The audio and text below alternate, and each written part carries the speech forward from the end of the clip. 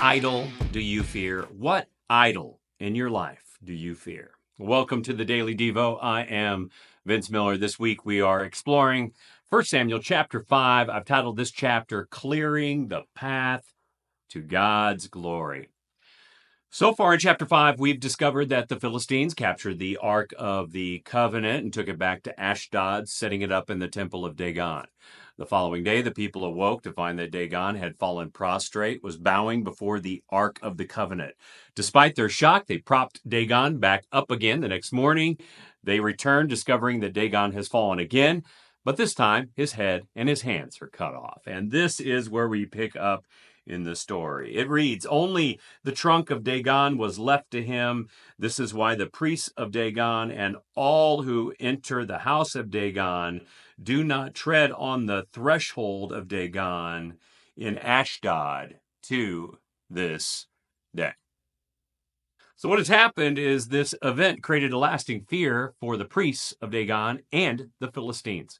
Many suggest this letter was probably written about 300 years later, indicating that God's intervention in the temple of Dagon lingered in the people's collective memory for a very, very, very long time.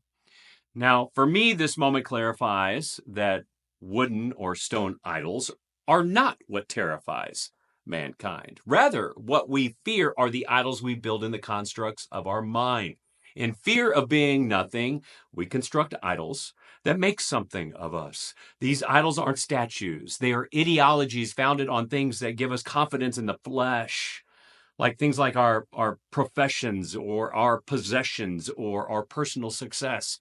When these idols are threatened or fall, well, then we generate fear and insecurity.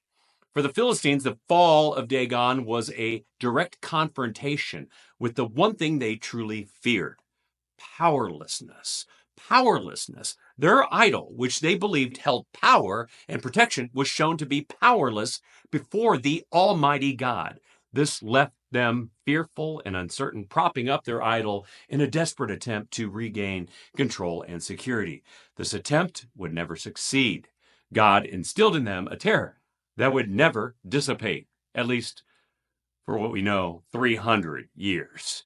Now, what is interesting is that the Philistines never changed their minds about this fear. Instead of turning to the God of all power, they continued to live in fear for hundreds of years, unwilling to face their powerlessness. They were led into an endless cycle of fear and frustration. Now, in contrast, a believer is called to recognize these moments as opportunities to trust more deeply in God.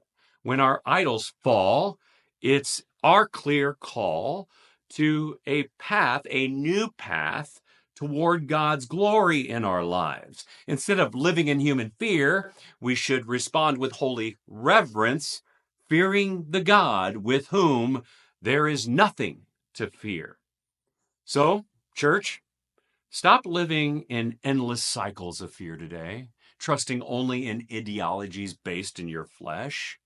Fear the Almighty God, with whom there is nothing to fear, and before whom all other idols bow and are cut down. I love you guys. I pray this has blessed you. If it has, share it with someone else, and I'll see you right back here again tomorrow.